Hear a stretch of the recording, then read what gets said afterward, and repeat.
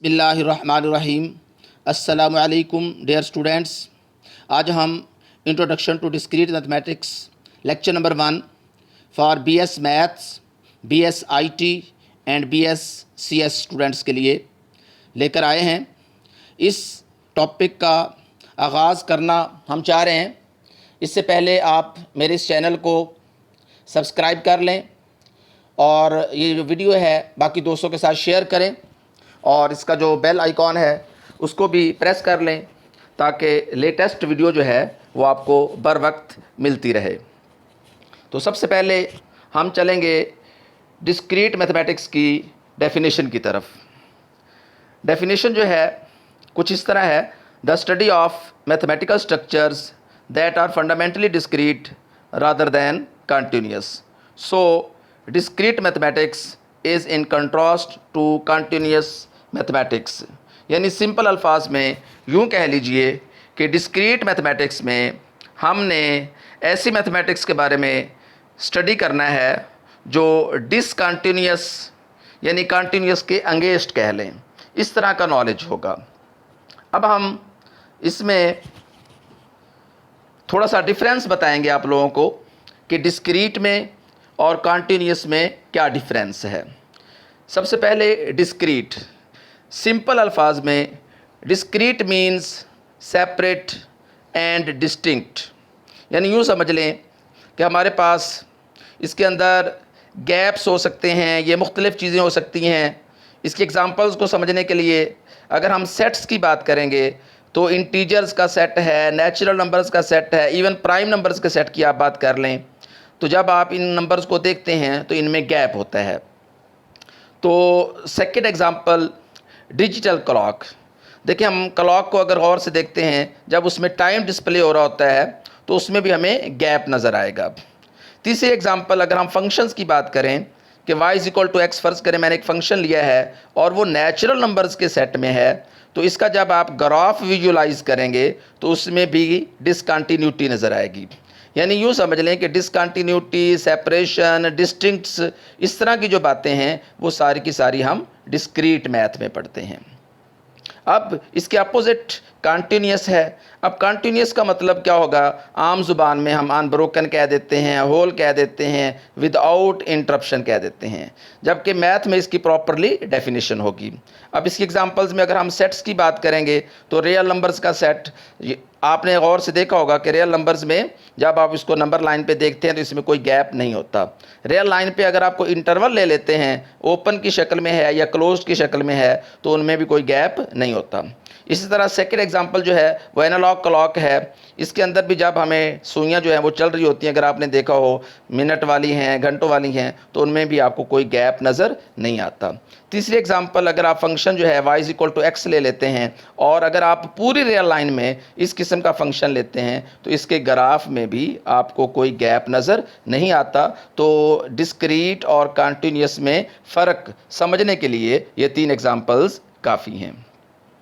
उसके बाद आम तौर पर स्टूडेंट्स जो हैं वो हमें सवाल करते हैं कि डिस्क्रीट मैथमेटिक्स हम क्यों पढ़ें, आखिर इसकी क्या ज़रूरत है। तो चंद बातें मैं आपसे शेयर करता हूं। वैसे तो इसके बहुत सारे फ़ायदे हैं, बहुत सारी एप्लीकेशंस हैं, मैं चंद एक आपसे शेयर कर रहा हूं। देखिए, सबसे पहले जो है ये हमें क्या करता है, it provide logics to solve many problems of daily life. जो पहला इम्पॉर्टेंट हमें इसकी इंफॉर्मेशन से फ़ायदा होता है वो लॉजिक्स हैं, यानी इसके अंदर हम लॉजिक्स की बात करते हैं।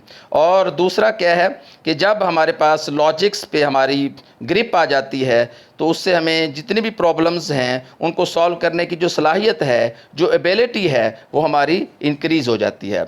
आम ज़ुबान में यूँ कह लें कि हमारा जो जहन है उसमें काम करने की सलाहियत जो है वो भी डिस्क्रीट मैथ की वजह से बढ़ जाती है।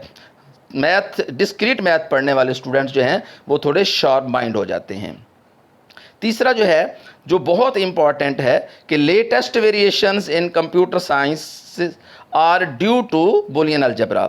यानी अगर आप कंप्यूटर की आप स्टडी करेंगे तो आपको लगेगा कि उसकी जितनी भी हमारे पास वेरिएशंस हैं, जितनी भी इजादात हो रही हैं, उसमें जितने भी आपके पास सॉफ्टवेयर्स हैं وہ سارے کے سارے ہمارے پاس میتھ جو ہے جس کو ہم ایک اس کا خاص حصہ ہے ڈسکریٹ میتھ کا، بولین الجبرا بولتے ہیں، یہ بھی یوں سمجھ لیں کہ یہ بیس ہے اس کمپیوٹر کی، اور جتنی بھی اس وقت انفارمیشن ٹیکنالوجی میں ہمارے ہاں تبدیلیاں آ رہی ہیں وہ ساری کی ساری ڈسکریٹ میتھ کی وجہ سے ہے۔ اور جب آپ کمپیوٹر کو اسٹڈی کریں گے تو آپ کو وہاں پہ ڈسکریٹ میتھ کا لازمی پورشن نظر آئے گا۔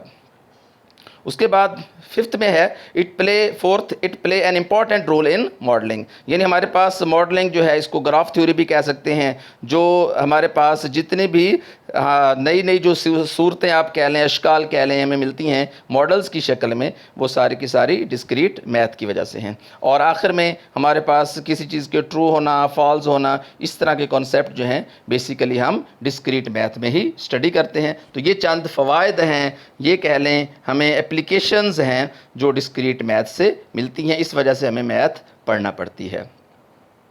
اس کے بعد جو ہمارا سلیبس ہے کورس آؤٹ لائنز، اس میں چند باتیں میں آپ سے شیئر کر لیتا ہوں کہ جو چیزیں ہم نے پڑھنی ہیں، چونکہ یہ آج انٹروڈکشن کا ہے ہمارا لیکچر، تو اس میں جو آپ کے سلیبس میں ریکمینڈڈ بک ہے، اسٹوڈنٹس پوچھتے ہیں جی ہمیں کون سی بک پڑھنی ہے، تو روزن کے ایچ کی جو میتھ کی بک ہے ڈسکریٹ میتھمیٹکس، عام طور پر جو ہے ہمارے ہاں جو ایڈیشن لیٹسٹ ہیں وہ پڑھائے جاتے ہیں، تو ہمارا جو سلیبس ہے یونیورسٹی کی طرف سے ریکمینڈڈ، اس میں 12th ایڈیشن کی بات کی گئی ہے، اور اس میں جو پورشن ہیں بیسیکلی وہ دو ہیں، ایک ہے سیٹ اینڈ ریلیشنز کا اور دوسرا ہے لاجکس کا۔